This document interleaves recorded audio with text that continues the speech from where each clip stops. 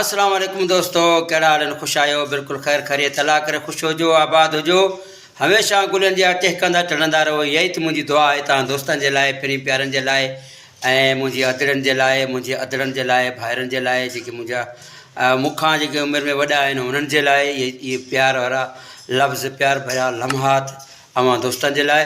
त दोस्तो, मां अव्हांखे हिकु ॿी ॻाल्हि शेयर कंदो हलां त इंजे ईअं मां खणी चवां त तक़रीबन घटि माण्हू जेके आहिनि ऐं उन्हनि माण्हुनि खे इहा ख़बर आहे त जेको असांजे सिंध टीवी जेको सोप सीरियल जंहिं 387 क़िस्तूं ॾिनियूं असांजे जेको आहे ॾिसंदड़नि खे, उनखे भली मोट मिली, तमामु बहितरीनु ड्रामो हो ऐं बहितरीनु जेको आहे उन कारकर्दगी हुई, जंहिंखे उन दोस्त खे खोड़ सारा इनामात मिलिया ऐं उन जेको आहे न बाक़ाइदा उन पंहिंजो नालो कमायो। ऐं उहो हुयो मुंहिंजो ईअं सम्झ जिगरी यार, जिगरी दोस्त हो, जंहिं ईअं सम्झ असां हिकिड़ो ड्रामो थियो आवाज़ टीवीअ ते, लोई ऐं लाज ॿिन्हिनि ई वञी असां उते जेको आहे न उन में एंट्री कईसीं। ऐं मां त शायदि अॻिते न निकिरी सघियुसि, मुंहिंजो लक न हो। ऐं हुन दोस्त बाक़ाइदा जेको अॻिते पंहिंजी महिनत खे जारी रखियो ऐं महिनत कई ऐं पंहिंजो आहे पंहिंजो इख़लाक़ सुठो रखियो, क़ुर्ब मोहबत वारो सलीक़ो जेको उन्हनि सुठो रखियो ऐं अलाह साईं उनखे हींअर इज़त बि ॾिनी आहे। उनजो नालो वॾो आहे पूरी सिंध में, जिते बि तव्हां वेंदव उनजो नालो जेको आहे तमामु जेको आहे मशहूरु आहे।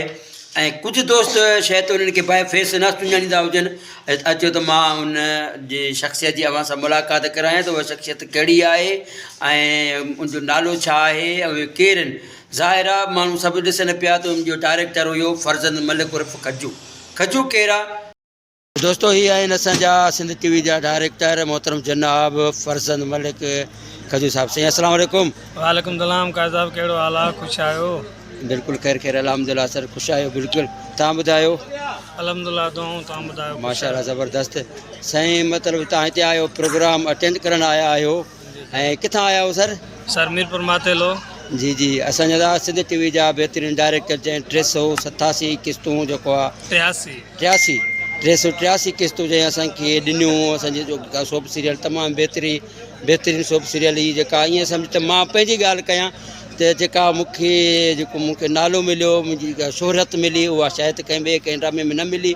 असांजे पंहिंजे जेको ही फर्ज़ंद मलिक खजू साहिब जी महिरबानी सां उन में मूंखे मुतारिफ़ करायो। हाणे मुंहिंजी जेका पहचान, ज़बरदस्त पहचान थी वई आहे, इहा साईं जी महिरबानी आहे।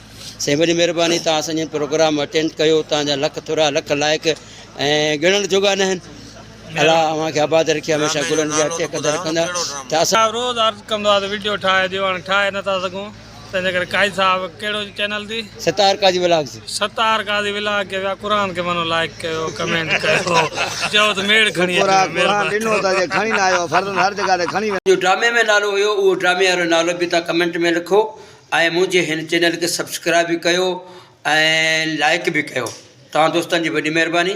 अगरि मुंहिंजो वीडियो अव्हांखे पसंदि अचे थो पियो, बेल आल बटन खे दबायो ऐं तव्हां दोस्तनि जी वॾी महिरबानी। अलाह करे ख़ुशि हुजो, आबाद हुजो। अचण वारी वीडियो जे लाइ ॾींदा मूंखे इजाज़त। अला वाही।